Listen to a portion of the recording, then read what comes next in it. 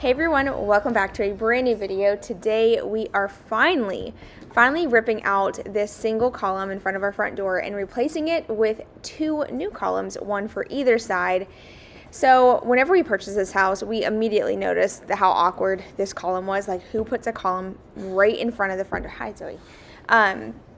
But yeah, we just never got around to doing it. Other things became top priority, and finally, just one day randomly, I was like, you know what, I'm gonna run to Lowe's and I'm gonna get the materials to fix this because it's driving me nuts. And all I needed was two 4x4 posts and a couple pieces of wood to wrap it, and that was it. It really wasn't even that hard. It was more so one of those like mental things that you just are not prepared for. But I'm happy to say we're finally tackling it today. Okay. So I'm not 100% sure, but I believe I would put the new post like right here, like in front of this. I don't know what to do.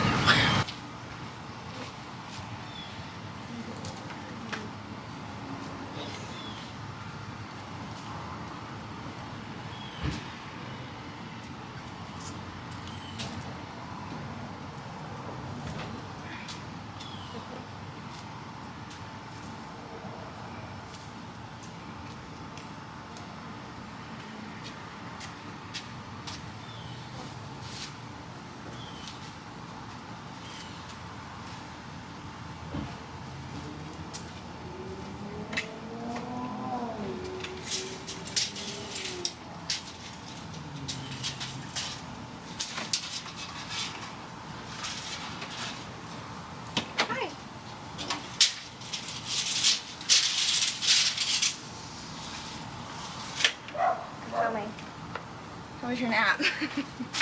Oh. This is a little bit more than 6 foot, so I had to get the 8-foot ones. It's the only two they had left, so I mean, most of it's getting cut off. It's not really gonna matter. I'm gonna encase it like I did these.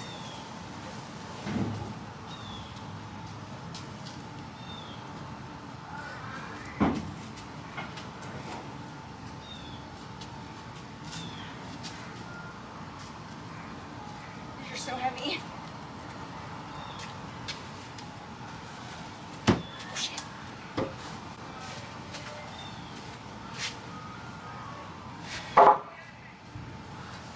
So I was looking at where those posts are. Those posts are lined up like pretty directly with the window. So I guess we would just do a post here and then a post here. Needed, but I do know that to attach this obviously to the concrete, I got this. Over there I got some concrete screws, but I got one not just for there, but I got one for the top too. What? Huh? What? Well, I don't know how else you would screw it to the board up there. You know what I'm saying? Yeah. Like, how else would you get it to where it was like attached? Got a toenail in it. Well, I think this is the proper way to do it. So.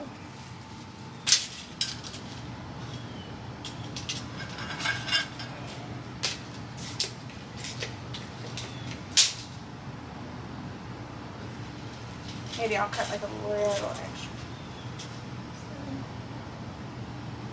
Alright, got the measurement. Let's go get this wood cut and get started. So I'm pulling out my little saw table here. This has been such a blessing to have.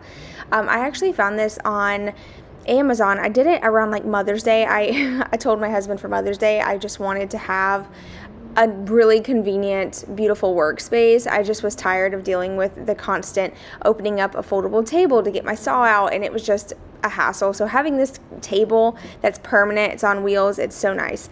But anyway, we're getting the wood cut now, and since this is obviously a long 4x4, I'm gonna hold it up on one end while he cuts where it needs to be cut at, and then we're just gonna kind of work together. He actually just got up from a nap, so I caught him at the right time, or I started this project right at the right time.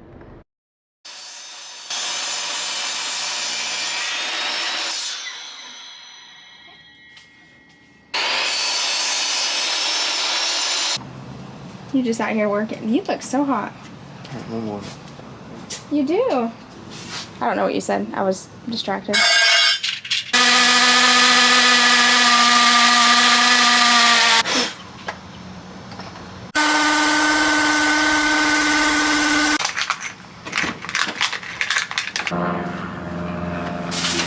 Where'd my phone go? Oh! I think it's just because it's like a little bowed. Yes.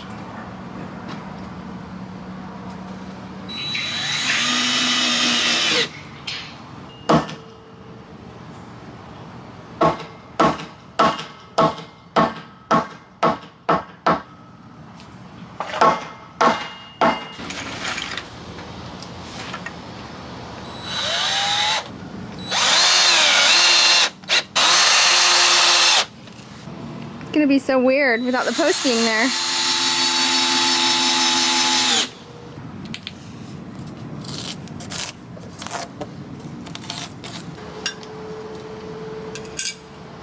You want my help?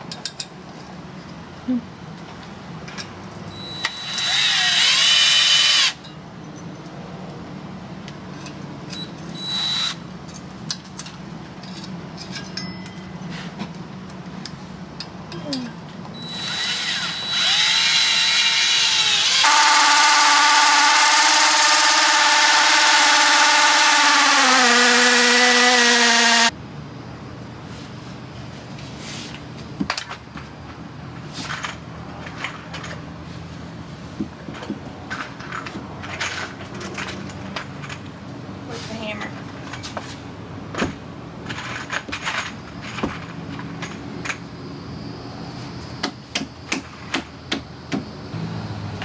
Perfectly level. Howdy. Hi. How did your wedding planning go? It's going good. Well, whose are these for? These for me? Who made these? Huh? Kim made them? Yeah, they're jalapeno pepper egg rolls. Really? There's a hornet's nest right here. Oh, and they're super hot. Yeah, are you staying here? I might have dinner.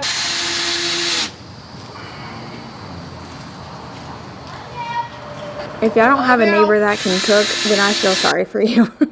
I'm just kidding. No, my neighbor, we're a really close friend as well, but she can cook. She made these jalapeno poppers, they're egg rolls, but she sent over like a little chili sauce to go with it. Oh my God. 10 out of 10. 10 out of 10. I almost ate all of them by myself. Spicy. There's doing extra boards. Just more support. Taking this one out. Because it's just stupid. It's like right in the middle of the fucking door. So. That's always been there? Yeah. I never noticed it. Mm-hmm. No way. Yeah. Yeah. She just encased it like she did the other ones, but yeah, this one's always been right there.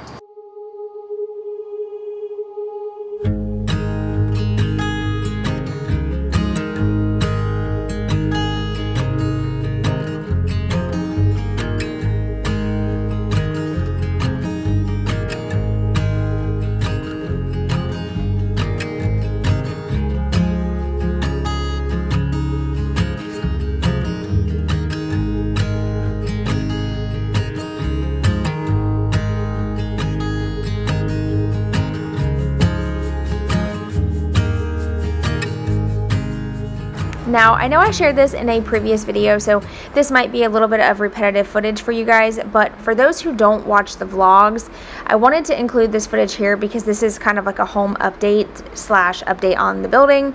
Now, we are going to take this patio cover and we are actually going to lift and carry it in front of the metal building. Eventually, we plan on building a whole new porch, but for now, this is just going to have to do until we get to that point. But this patio cover we put right here temporarily when we had the building built, and in order to move it we needed a lot of help. So my husband called his brother over and one of his friends, and they're going to help us lift and carry it where it's going to be temporarily for a little bit. Okay, so now jumping back into the demo of the post. So this post was not coming down easy, I can tell you that. I was hammering and hammering. I was trying to get the wood that I encased the column with. First of all, that is on there so good. I almost couldn't get it off, and I'm the one who put it up. I guess I put a lot of nails in it.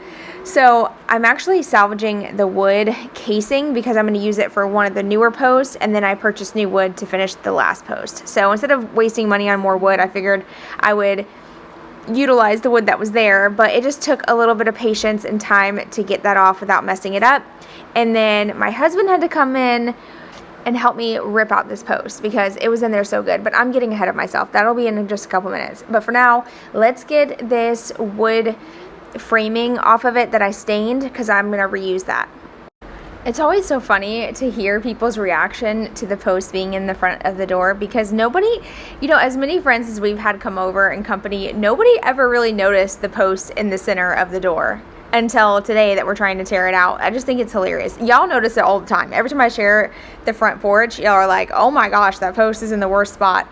But isn't it funny how we've had company come over multiple times and no one noticed until today? Not attached on that one, so be careful. Kind of in the middle of the doorway, ain't it? Stupid as shit. I've never noticed that until now. Yeah.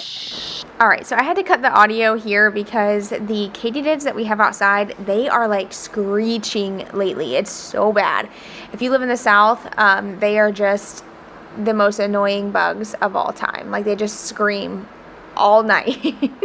And then we also have wasp nest galore. They have been so bad this year. I don't remember them being this bad.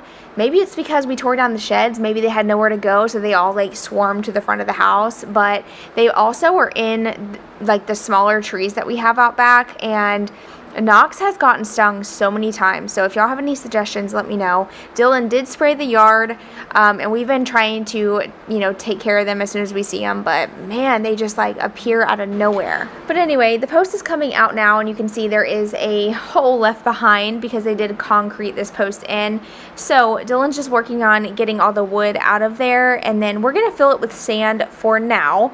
But I'm gonna get some concrete, and we're gonna fill the hole in with concrete, and then I will be repainting the entire sidewalk again. I painted it the first year that we lived here. I painted all the concrete, and it actually held up pretty well considering how much it rains here and the large oak tree that we have that just puts off so much debris. So I will be repainting the sidewalk again. I think it'll look really nice with a fresh coat of paint. But I really want to paint the front of the house first before I paint the concrete, just so I don't get drips all over the new paint, you know what I mean? So it would be smarter to paint the house and then the sidewalk. So that is the game plan. I am going to be painting the house hopefully soon, but I'm going to need a lot of paint, and it's pricey. To paint the whole house, I think it's going to be around $400 to $500 based off of the 5-gallon jugs of paint. Thankfully my house isn't too big, so it shouldn't take that much. It's just the materials that are also needed, the rollers and all of that. But I think I can do it, and I think it'll look really good. And by the way, when I do decide to paint, the goal, or the kind of the plan, is to paint in sections. So I'm gonna paint the back of the house, the front of the house, and the sides. So I'll do it in separate sections. That way it's not too much all at once. And that way, just in case it decides to rain, I'm not going to have washed away paint everywhere. Luckily, the whole front of the house is covered by an overhang. It's really just the sides, the one side and the back of the house that's not. So those two spaces, I have to make sure that it is clear skies all week before I paint. I don't want to paint and then it all get ruined, and that would be my luck. Here in Florida, you can watch the news and they're oh, clear skies all week, sunny, beautiful weather, and then it's literally a tropical storm outside. That's how the weather is here. So really, the best way to work on projects around here is to wake up and look outside and see what the weather is looking like. That's the best way, because if you try to rely on the news, it's never you're never gonna get anything done.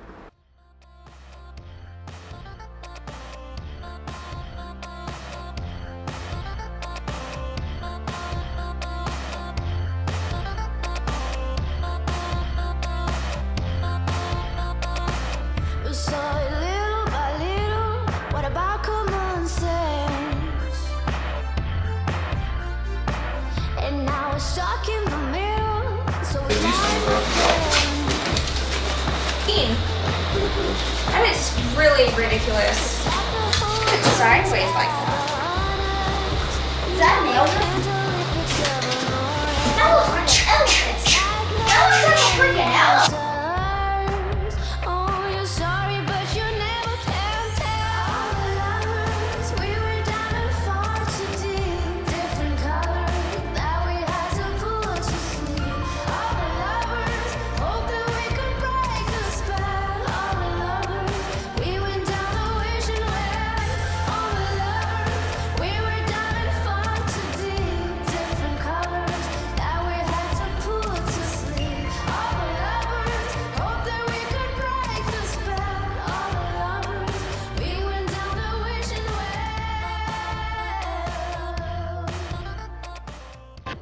So we had to get some new tools because the old brad nailer that I had stopped working. So this is my first time ever using a compressor style brad nailer. It's definitely a learning curve. I'm so used to having my battery operated one that's not connected to anything.